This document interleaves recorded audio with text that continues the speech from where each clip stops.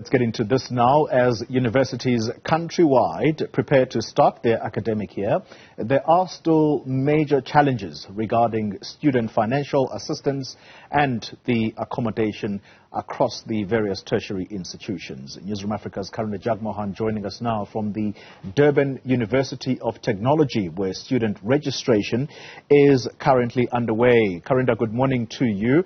Let's begin with a picture of how things are looking at DUT. How's the situation?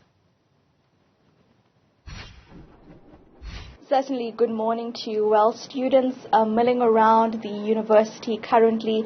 My colleague Lungelo Zungu will show you as we're about to speak to the DUT Registrar. So we're in the office opposite the main entrance of their Steve Biko campus. But you can see here students who have over the past week as well been coming in for their registration. Classes will start officially on the 12th of February, and the university will not be taking any walk-in registration students at this time. But right now also, as you can see, interestingly enough as well, are the tents that have been set up by two political parties here. And of course we know that any student ground as well is also ground of political conversation, and where we see politics starting, or young political leaders too, and which might often add to some of the student protests we see.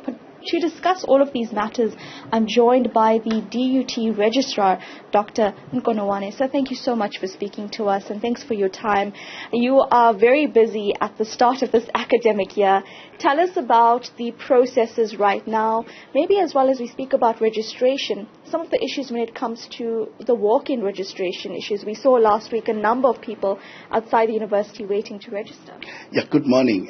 What you see is just but a fraction of what could have occurred last week in terms of numbers of people that came to seek for places. However, we've dealt with that quite decisively because we are not taking any walk-ins. However, what we're having now is just physical registration for those students that are not able to log onto our online system and register remotely. So far so good. It's going off well. There have not been any major challenges or incidents. You will know from the past years that DUT has been known as the capital of student protests. But we've, under the leadership of our Dean of Students and Student Services colleagues, we've embarked on a dialogue series with student leaders where we've had constructive engagement sessions in preparing for 2024, and this dates back to as far as after we concluded last year's registration during the debriefing session to look at the challenges and how we can improve the system and make it more agile. Yes. That's a very important conversation to have, because whether it's related to the university or not, protests will always occur at student grounds, just leading to whatever narrative is happening countrywide, where young people want to have their opinion noticed, they want to protest about whatever's happening. So how will the university deal with this, especially when it comes to student protests that might turn violent? We have established constructive engagement platforms which have proven to be quite effective, with consultations regularly with our student leadership and broader student community, particularly our clubs and societies, associations, organizations, through what we call a quarterly Lekgotla dialogue session, where we discuss pertinent issues that affect students, from student accommodation, funding, and of course even our own Envision 2030 with the student leaders. Yeah, of course, student funding and accommodation, it's a critical issue facing students, universities. How are you dealing with the NSFAS crippling debt that we are seeing firstly, sir? First of all, we've taken cue from the directive from the ministry. But as far as NSFAS is concerned directly, we've also established very good communication with NSFAS, and NSFAS for the first time in 2024. They've been very responsive in terms of sending regularly updated funded lists.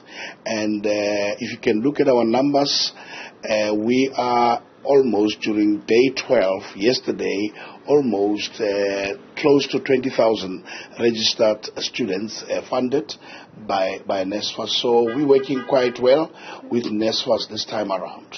Okay. Yes.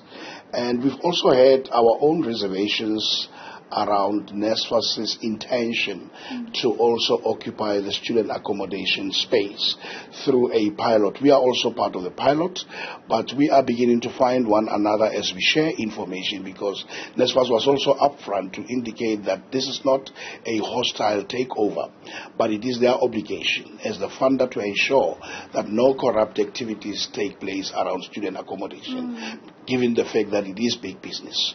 Yes. That's critical, isn't it? I mean, there have been reports as well around Durban, not necessarily linked to DUT only, but issues of scammers where private building owners will scam students.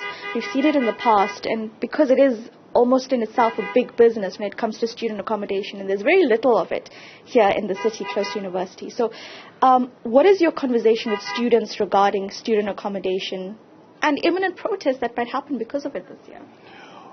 We interact very closely with our SRC, and they form part of the inspection processes before we can even sign lease agreements with service providers. And we also have information sessions regularly, almost on a quarterly basis, with our landlords to encourage them and urge them to jack up their game, because students are quite a different breed, will always complain. No access to Wi-Fi, no access to warm water. That can be a protest driver. And we always warn our landlords. So far, last year, we haven't had major incidents around student accommodation related protests like we've been having in the last years. And this can be attributed to the quality, again, of the student leadership we had through our 2022-2023 SRC that was quite responsive and also open and participative in the engagements that ensued. And they've laid a firm ground for the those that have just come after them, our 2023-2025 SRC, who've also up to now are also very cooperative, but not necessarily having been captured by management as may be inferred, but in the sense that they are also participating in our set constructive engagement platforms. Absolutely. As we speak now, they are undergoing their induction. Yes. Absolutely. We have also spoken briefly to the SRC. And maybe lastly, San, just now my colleague Lungelo Zungu can pan and show the students is, tell us about the plans going forward for DUT, a technical institution, very important regarding practicals.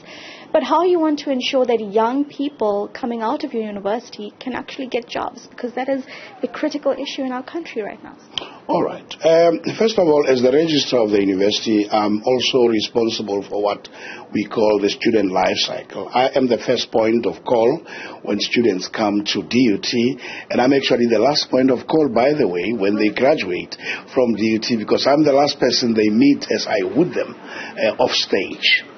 But having said that, we have also embarked upon a program called Holistic Student Support, translated in Zulu, Sikusekele, we got you, where we are developing a number of programs that we subject our students to provide support and ensure that they succeed in completing their studies.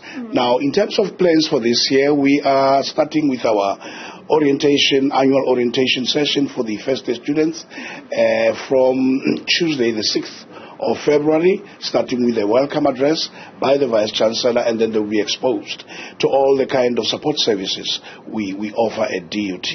And the actual bigger plans linked to our Envision 2030 will be unveiled by the Vice Chancellor during the State of the University address. And by the way, for the period 2024 to 2026, we are now in a segment called an upended segment of our Envision 2030. We just successfully concluded the different segment of our Envision 2030 30 at the end of 2023. And obviously, you can see that DUT is now a different university in terms of our pursuit for improving livelihoods, but most importantly, ensuring that we are also a responsible corporate citizen in eThekwini and beyond. Certainly. And of course, just as our viewers look at the students here, I see two political tents. How is the national election this year going to affect students on a wider basis, do you think, as an expert in your field? Yeah, as we speak right now, you will know that this is 2024 is an election year. And this is also coupled with voter registration weekend, this coming weekend, but also coupled with various activities by various parties in terms of their manifesto. And as you know, eThekwini itself is South Africa's playground. So it is not surprising that they've come out in forces to try and woo voters in the main. And student activism, it's something that we respect and promote, provided that it does not translate into violent student protests. I always tell my student leaders that I'm not interested in just merely being highly politicized, but that they must also be profoundly politicized. Yeah. What lovely words. Thank you very much for your time, sir. Thank you. Dr. Nkonowane, he is the Registrar for the Durban University of Technology. And important words there, especially considering this is an election year. So, of course, he also has to mentor these young minds about what it means to be involved in politics and the responsibility that comes with that. As my colleague Lungelo Zungu shows you, students milling about, many of them as well, young first years about to start their tertiary academic year. The classes will start on the 12th of February. But of course, this is also a voter registration weekend, so we're seeing a lot of politicking per se outside here. We'll also go to other universities as well to give you an update as tertiary institutions begin to open their doors for 2024. Rolly. Karinda, Jagmohan, thank you very much. Very important conversation there. It's about holistic student support. That's what Karinda's guest has pointed to. And so that is going to be part of the conversation here at Newzroom Afrika as we pay a special focus on institutions of higher learning.